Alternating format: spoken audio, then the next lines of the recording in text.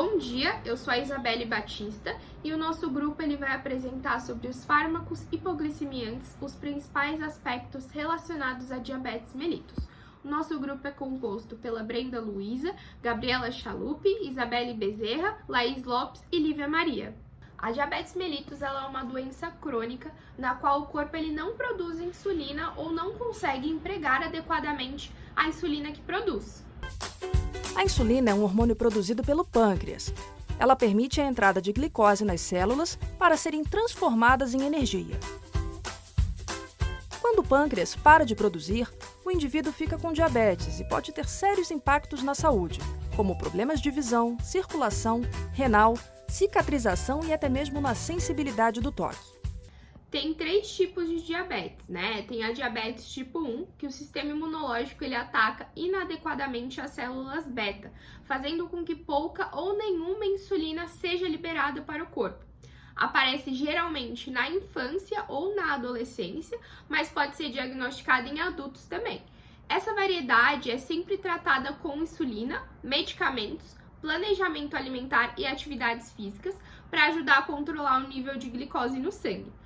A diabetes tipo 2, o organismo ele não consegue usar adequadamente a insulina que produz ou não produz insulina o suficiente e controla a taxa de glicemia.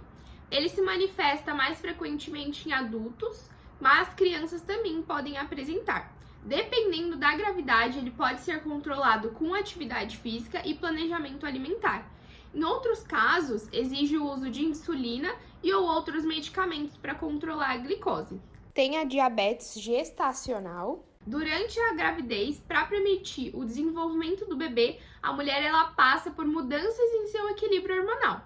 A placenta, né, uma fonte importante de hormônios que reduzem a ação da insulina, responsável pela captação e utilização da glicose pelo corpo para compensar esse quadro. O pâncreas, consequentemente, aumenta a produção de insulina, porém, em algumas mulheres esse processo não ocorre e elas desenvolvem um quadro de diabetes gestacional, caracterizado pelo aumento do nível de glicose no sangue. Pós o parto, as taxas de glicemia tendem a voltar ao normal, mas é importante manter uma rotina de cuidados e acompanhamento médico, pelo fato de ter um risco maior para ter o diagnóstico de uma diabetes tipo 2. Etiologia da diabetes mellitus. É uma síndrome de etiologia múltipla decorrente da falta de insulina ou da incapacidade da insulina exercer adequadamente os seus efeitos. Ela caracteriza-se principalmente por defeitos na ação insulínica, resistência insulínica, defeitos na secreção pancreática de insulina, a deficiência insulínica relativa, e defeitos na regulação da produção hepática de glicose, a resistência insulínica no fígado. As complicações crônicas, cardiovasculares, neurológicas, renais, oftalmológicas e o pé diabético ocorrem principalmente nos casos não controlados e de longa duração. A diabetes mellitus ela é dividida em tipo 1 e tipo 2. A tipo 1 ela é causada pela destruição das células produtoras de insulina em decorrência de defeito do sistema imunológico, em que os anticorpos eles atacam as células que produzem a insulina. Já o tipo 2 resulta na resistência à insulina e de deficiência na secreção de insulina. Está diretamente relacionada ao sobrepeso, sedentarismo, o triglicerídeos elevados, hipertensão e hábitos alimentares inadequados. A história da diabetes. Em 1500 a.C., médicos egípcios descreveram casos de pessoas que urinavam muito e emagreciam até a morte. Aretaeus, médico que viveu na Grécia entre os anos 80 e 138 d.C., criou o termo diabetes mellitus para fazer referência ao gosto adociado da urina desses pacientes. Foi apenas em 1776 que Matthew Dobson desenvolveu um método para determinar a concentração de glicose na urina, livrando os médicos do dissabor de prová-la. A doença, entretanto, só foi reconhecida como entidade clínica em 1812, ano da publicação do primeiro número do The New England Journal of Medicine, a revista médica mais lida pelos médicos de hoje. Nesse tempo, a fisiopatologia e a prevalência do diabetes na população eram desconhecidas. Como não existia tratamento específico, em semanas ou poucos meses depois do diagnóstico, todos morriam.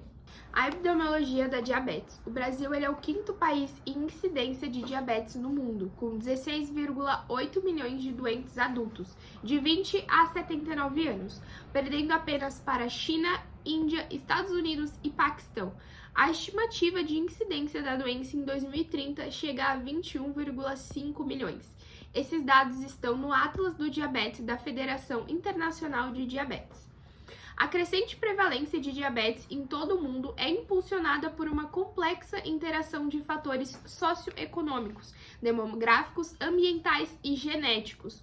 O aumento contínuo se deve, em grande parte, ao aumento de diabetes tipo 2 e dos fatores de risco relacionados, que incluem níveis crescentes de obesidade, dietas não saudáveis e falta de atividade física.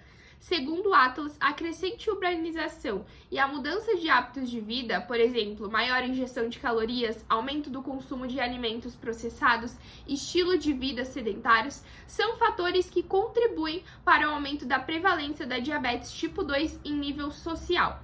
Enquanto a prevalência global de diabetes nas áreas urbanas é de 10,8%, nas áreas rurais é menor, de 7,2%. No entanto, essa lacuna está diminuindo com a prevalência rural aumentando. O diabetes mellitus tipo 1 ocorre em cerca de 5 a 10% dos diabéticos. O tipo 2 ocorre em cerca de 90% dos diabéticos. Quais são os parâmetros de normalidade? Os procedimentos diagnósticos empregados são a medida da glicose no soro ou plasma após jejum de 8 a 12 horas. E o teste padronizado de tolerância à glicose, o TTG, após a administração de 75 gramas de glicose anidra por via oral, com medidas de glicose no soro ou plasma nos tempos de 0 e 120 minutos após a ingestão. A determinação da glicose é feita preferencialmente no plasma, sendo o sangue coletado em um tubo com fluoreto de sódio.